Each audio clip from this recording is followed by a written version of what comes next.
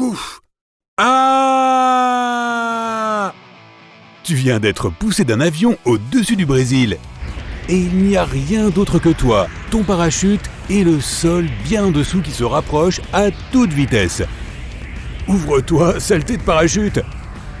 Ouf! Enfin! Mais tu remarques que tu descends toujours à la verticale. Oh non, tu vas tomber dans le fleuve Amazon. Il n'y a rien d'autre à faire. Splash! Tu es dans l'eau couvert par la lourde toile. Tu la repousses sur le côté et luttes pour te libérer de ce piège. Tu cherches tes repères, mais à peine libéré, tu remarques d'étranges mouvements sous l'eau. Une silhouette sombre tourne autour de toi. Oh, il y en a une autre. Puis 2, 3, 5 et tout un banc de poissons. Et il semble s'intéresser un peu trop à toi. Oh non, tu te fiches d'effroi. Des piranhas. Tu voudrais hurler et t'enfuir, mais... Attends, ces piranhas paraissent calmes, voire même timides, et ils ne t'attaquent pas. En fait, c'est comme pour la plupart des animaux, ils ont plus peur de toi que le contraire. En plus, ils sont plus charognards que chasseurs, donc ils ne vont pas se précipiter sur toi. Mais si tu fais un geste brusque, ils risquent de paniquer et de vouloir venir vérifier ce qui se passe, avec leurs dents bien sûr. Certaines espèces de piranhas sont même végétariennes.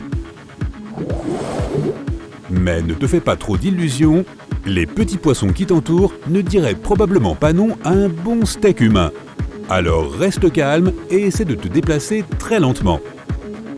Les piranhas à ventre rouge, les plus dangereux de tous, ont une très bonne ouïe et réagissent au bruit. C'est comme ça qu'ils localisent leur proie. Tout le banc communique en s'envoyant des signaux lorsqu'un individu trouve une proie potentielle. Tâche donc de ne pas crier.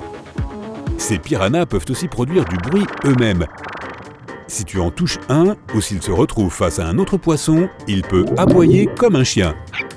Comme s'il n'était pas déjà assez effrayant. Ne te débarrasse pas tout de suite de ton parachute.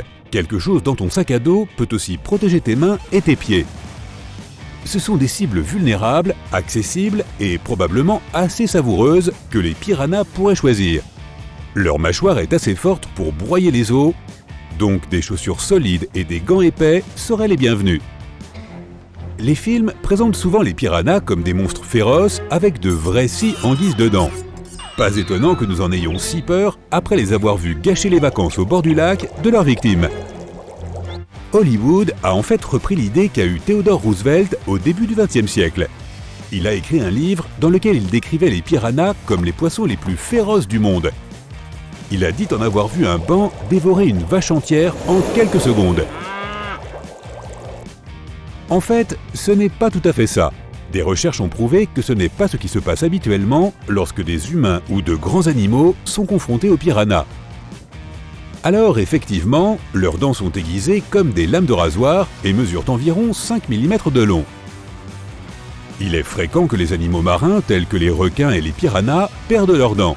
Les requins les perdent une à une, alors que celles des piranhas tombent par blocs.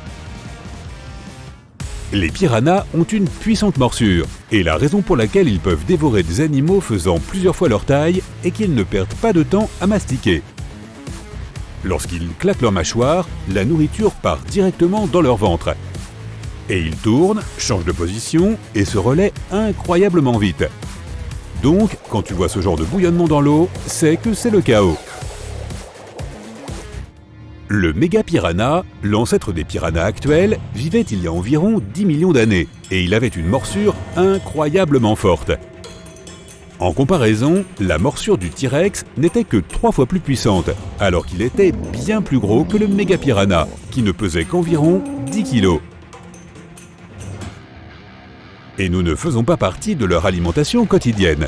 Les piranhas préfèrent les restes d'animaux ou les vieux animaux malades qui ont du mal à se déplacer. Heureusement que tu n'es pas à proximité de leurs œufs, car ils n'hésiteraient pas à les protéger à coups de dents. Seul ce genre de situation, combiné à une très grande faim, pourrait expliquer une attaque un peu extrême, comme pour la vache dans l'histoire de Roosevelt. Par contre, les recherches ont démontré que pour s'occuper d'un animal aussi gros en 5 minutes, il faudrait environ 500 piranhas, soit beaucoup plus que n'importe quel banc jamais observé. En fait, un banc de piranha moyen compte environ 20 individus, donc on est loin du compte. Les piranhas préfèrent les eaux calmes, chaudes et peu profondes pour se reposer et se reproduire. Alors si tu en as l'occasion, essaie de te déplacer vers des eaux plus profondes et plus froides avec davantage de courant. Bon, maintenant que tu as réussi à échapper aux piranhas, tu nages, la rivière t'emmène au loin et... Oh non, un aileron se dirige vers toi. Comme si le fleuve Amazon n'était pas déjà assez effrayant, il contient aussi des requins. Et pas n'importe quel requin, il s'agit du requin taureau, l'une des espèces les plus dangereuses avec les requins tigres et les requins blancs. C'est même celui qui possède la plus puissante morsure des trois. Piranha, qui? Ces gars sont dans bien plus de films qu'eux. Les requins taureaux vivent aussi bien en eau douce qu'en eau salée, et ils adorent les eaux chaudes et peu profondes des fleuves, comme celle où tu te trouves en ce moment. Ils n'élèvent pas leurs petits et ne pondent pas d'œufs. Tout comme les mammifères, leurs petits naissent déjà formés, c'est pourquoi ils préfèrent les eaux douces. Ils peuvent y manger des tortues, oiseaux, crustacés et autres poissons. Ceux qui vivent en Afrique s'attaquent même aux hippopotames. Mais ça ne se passe pas toujours bien pour eux. Ils ne sont pas vraiment difficiles en matière de nourriture. Ils te goûteraient donc volontiers si tu t'approchais de l'un d'eux. Même si tu aimerais juste pouvoir te téléporter ailleurs à ce moment-là, tâche de rester calme. Peut-être que ce requin a déjà trop mangé car il passe à côté de toi sans te montrer le moindre intérêt. Déplace-toi lentement, flotte et garde un œil sur lui en attendant qu'il s'éloigne de toi. Mais ça n'en finit jamais. Un second requin s'approche et, ce coup-ci, les règles semblent différentes. Ces animaux préfèrent les proies faciles qui nagent tout droit dans leur bouche. Donc, ils apprécieraient que tu te laisses faire sans te défendre. Mais c'est exactement l'inverse de ce que tu vas faire. Privilégie les parties de son corps les plus sensibles, comme les yeux, les branchies et le nez, surtout si tu as des objets pointus. Comme tu es en eau peu profonde, prends une position défensive en fichant tes pieds dans le fond. Fais preuve d'imagination avec tous ces mouvements que tu as déjà vus dans les films d'arts martiaux.